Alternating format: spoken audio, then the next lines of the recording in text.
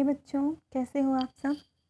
आप लोग अच्छे से पढ़ाई कर रहे हैं, अपनी लाइफ को एंजॉय कर रहे हो कि नहीं? अच्छे से पढ़ाई करिए, एकदम जितना हो सके हार्ड वर्क करिए। मतलब इस बार तो एकदम बेस्ट देना है, बहुत अच्छा करना है, ठीक है? केमिस्ट्री में, बायोलॉजी में, हर सब्जेक्ट में, मैथमेटिक्स के बच्चे जेई वाले मैथ्स में। और बोर्ड तो हुआ नहीं जैसा कि इस बार, जैसे लॉकडाउन था, इतना कोविड का प्रॉब्लम चल रहा था, जिसकी वजह से आप लोग को एग्ज़ाम तो नहीं देना पड़ा अपना बोर्ड का, बट फिर भी अच्छे से पढ़ाई करिए, ओके? तो आज जैसा हमारा केमिकल बॉन्डिंग, बच्चों केमिकल बॉन्डिंग का लेक्चर सीरीज़ स्टार्ट हो गया है। केमिकल बॉन्डिंग का लेक्चर सीरीज़ मैंने स्टार्ट किया है और आज हमारा उसका थर्ड लेक्चर है। तो 2 लेक्चर मैंने प्लेलिस्ट दिया है, जिसको पूरा देखना है प्लेलिस्ट है। प्लेलिस्ट में जाओगे आपको लेक्चर 1 2 दिखेगा। बच्चों मैंने ये एक एक छोटी छोटी चीज़ों को यहाँ पे लिया है ताकि आप जब क्वेश्चन करें तो आपको कोई प्रॉब्लम ना हो।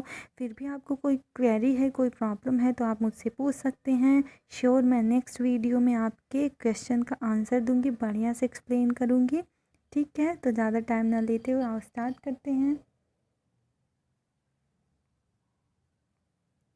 हमने को इसके पहले वाले जो हमने वीडियो बनाई वहाँ तक हम कोवैलेंट बॉन्ड्स को डिफ़ाइन किए हैं। तो आप देखते हैं कि कोवैलेंट बॉन्ड के कैरेक्टरिस्टिक क्या होते हैं, ठीक है? तो आओ देखते हैं कोवैलेंट बॉन्ड्स के क्या क्या कैरेक्टर्स होते हैं। तो इनके फिजिकल स्टेट के बारे में सबसे पहले पढ़ेंगे। तो कोवैलेंट कंपाउंड जो होते हैं वो 3 स्टेट में पाए जाते हैं, सॉलिड, लिक्विड, गैस। जैसे कि ये 3 स्टेट होता है ना, सॉलिड, लिक्विड, गैस। तो ये मतलब ये तीनों स्टेट में पाए जाते हैं, ठीक है? As the molecular weight increase physical state vary. जैसे जैसे मॉलिकुलर वेट इंक्रीज करता है, बढ़ता है, जैसे जनरली क्या होता है कि जो पीरियोडिक टेबल है उसमें जो ग्रुप हैं, हम टॉप टू बॉटम जब जाते हैं या अप टू डाउन जब जाते हैं तो मॉलिकुलर वेट इंक्रीज करता है। तो इसमें क्या क्या है कि as the molecular weight increase physical state vary. जैसे जैसे मॉलिकुलर वेट इंक्रीज करता है फिजिकल स्टेट हमारा वैरी करता है, ठीक है? एग्ज़ाम्पल, जैसे आपको एग्ज़ाम्पल दिया है यहाँ पे, एग्ज़ाम्पल है आपका fluorine and chlorine gas. Fluorine और क्लोरीन क्या है, वो टॉप पे है पीरियोडिक टेबल में। फ्लोरीन क्लोरीन, जब फ्लोरीन क्लोरीन ब्रोमीन आयोडीन, इनके जो ग्रुप फैमिली है इसमें सबसे पहले फ्लोरीन है, फिर क्लोरीन है, देन ब्रोमीन है, देन आयोडीन है। तो कह रहा है कि इसमें ये समझा है कि जो है कोवेलेंट कैरेक्टर रखता है ना। तो इसमें ये दिखा रहा है कि ऊपर से नीचे जैसे से आ रहे हैं तो उनकी जो फिजिकल स्टेट है वो वेरी कर रहा है। तो फ्लोरीन क्लोरीन क्या है, गैस है। ब्रोमीन क्या है, हमारा लिक्विड है। और आयोडीन क्या होता है, सॉलिड होता है, ठीक है? आयोडीन के बारे में पता है ना, ढक्कन प्रोसेस से बनता है, ढक्कन प्रोसेस इसको ऑब्टेन किया जाता है, ठीक है? इसको एक्सट्रैक्ट किया जाता है। तो फ़िलहाल तो ये हम आगे के चैप्टर में जब ये आएगा तो पढ़ेंगे। मैंने ऐसे आपको जनरली बता दिया, जनरल इन्फॉर्मेशन के लिए। वही दिया है कि top to bottom in a group band. Sorry, ये थोड़ा टाइप मिस्टेक हो गया है। यहाँ है वॉन्डर वॉल फोर्स। एक मिनट, ब्रश ले लूँ। ये जो है ना यहाँ पे, ये है वॉन्डर वॉल फोर्स। एक मिनट, ये है आपका वॉन्डर वॉल फोर्स।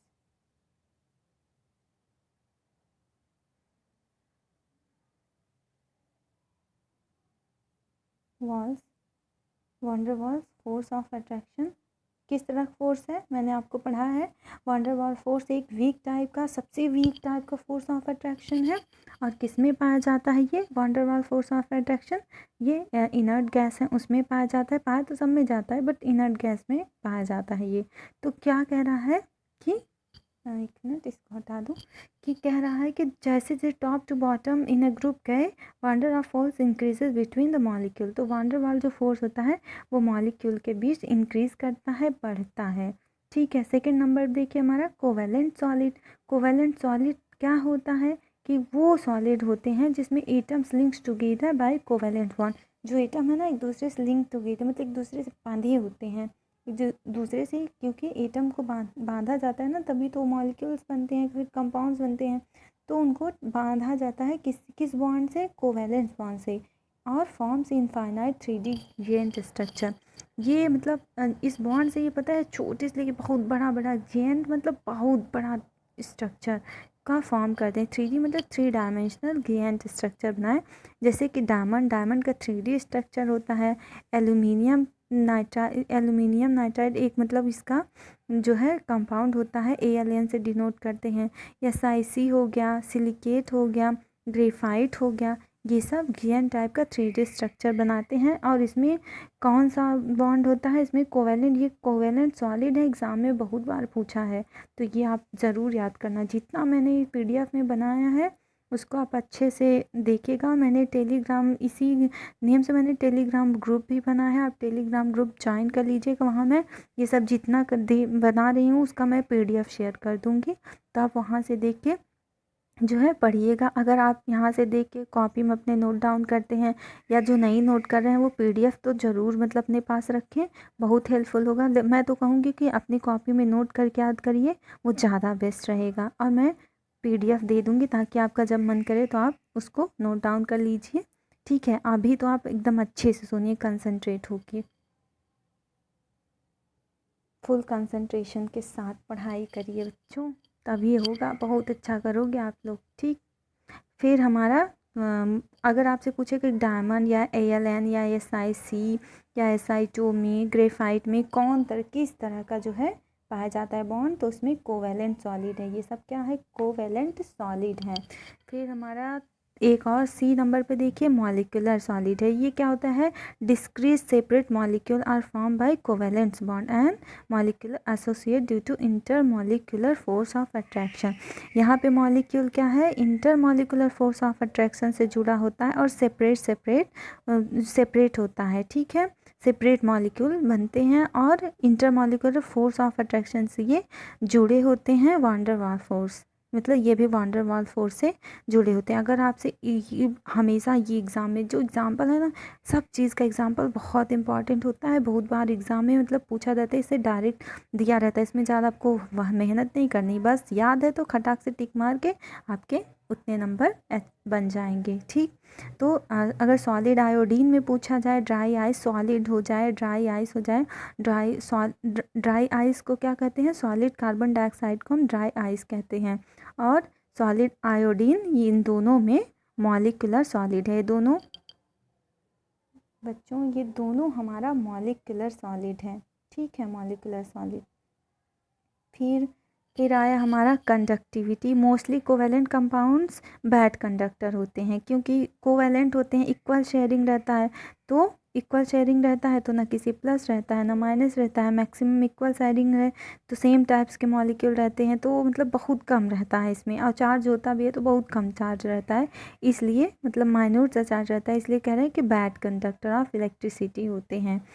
ठीक है, बट फ्यू पोलर्स, लेकिन कुछ पोलर कंपाउंड्स हैं जो कि सेल्फ आयनाइजेशन कैन कर, मतलब सेल्फ आयनाइजेशन की वजह से, अपनी खुद के आयनाइजेशन की वजह से वो जो है इलेक्ट्रिसिटी को जनरेट करते हैं। जैसे H2O, ऑक्सीजन ज़्यादा निगेटिव है तो H से, हाइड्रोजन से क्या करेगा, इलेक्ट्रॉन लेगा, और इलेक्ट्रॉन लेने के बाद हाइड्रोजन पे पॉजिटिव चार्ज आएगा और ऑक्सीजन पे निगेटिव, फिर यहाँ पे चार्ज डेवलप होगा।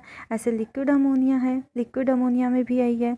ठीक है, लिक्विड अमोनिया में जब इसको आयनाइज करोगे तो H minus H plus water में होगा, और अमोनिया में भी जो है दो तरह के चार्ज डेवलप होंगे, प्लस एंड माइनस, तो यहाँ पे इलेक्ट्रिसिटी जनरेट होती है।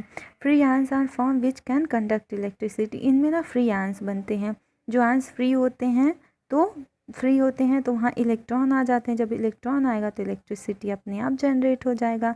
एक्सेप्शन है graphite HCl in water, graphite और HCl इन वाटर है, ग्रेफाइट के बीच में, हाँ ग्रेफाइट HCl इन वाटर अलग अलग है, ये यहाँ पे ब्रश,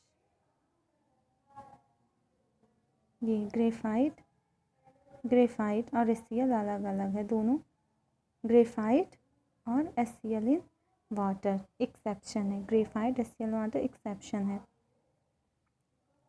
सॉलिबिलिटी क्या है, non polar compound soluble in non polar compounds है, non polar compound form van der Waals bonds with non polar solvent molecule. जैसे कि फॉर एग्जांपल डेली लाइफ ऐसे समझिए कि जो जिस टाइप के लोग रहते हैं उनकी फ्रेंडशिप उसी टाइप के लोगों से होती है। जैसे पढ़ने वालों बच्चों की फ्रेंडशिप मैक्सिमम पढ़ने वाले दोस्त ढूंढते हैं, मतलब जिसकी मेंटालिटी जैसी होती है उनके फ्रेंड्स भी मैक्सिमम टाइम देखा जाता है कि वैसे ही होते हैं।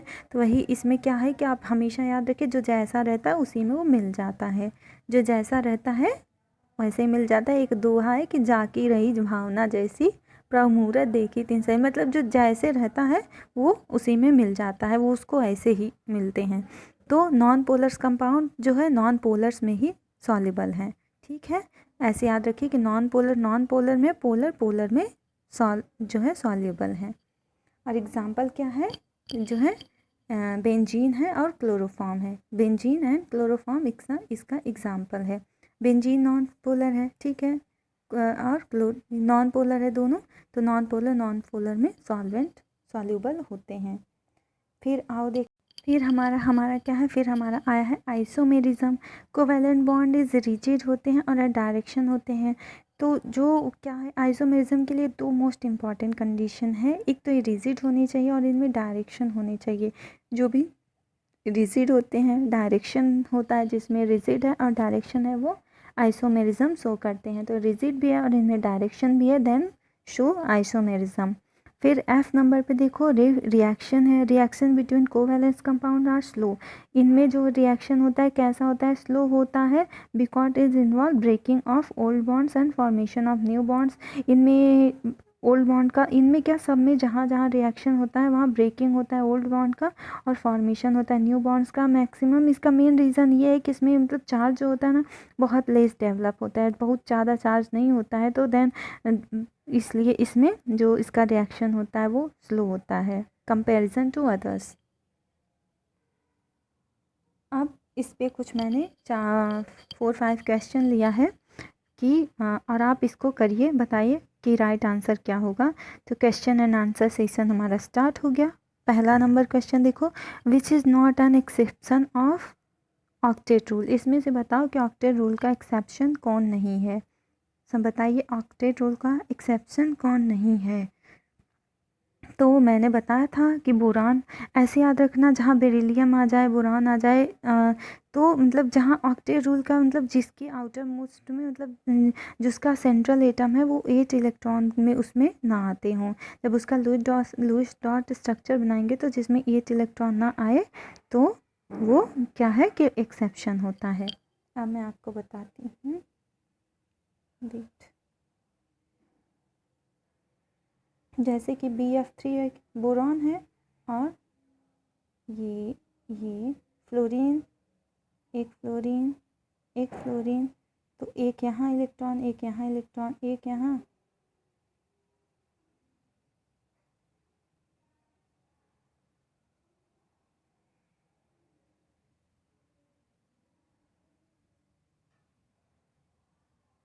एक मिनट बच्चों, फाइल फुल हो गया है तो मैं बता रही हूँ कि SN देखो बोरान में क्या है, जब बोरान का स्ट्रक्चर बनाएंगे, बोरान सेंट्रल में रखिए, फिर फ्लोरीन उसके चार, इसमें 6 इलेक्ट्रॉन बनेंगे। जब आप लुईस डॉट स्ट्रक्चर बनाएंगे तो बोरान में 6 स्ट्रक्चर है, और फिर बेरिलियम आयोडीन में इसमें क्या है 4 इलेक्ट्रॉन होगा, मतलब कि एक एक आयोडीन शेयर करेगा एक एक बेरिलियम, तो 4 इलेक्ट्रॉन होगा।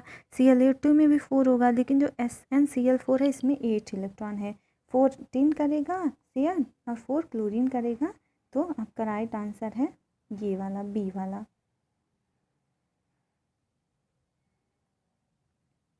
सेकेंड नंबर है हमारा an oxides of chlorine which is an odd electron molecule. किसमें जो है क्लोरीन कौन सा है जिसमें ऑड इलेक्ट्रॉन मॉलिक्यूल है, बताइए, आप सोच के बताइए। मैं थोड़ा टाइम दे रही हूँ, बताओ आप सोच के।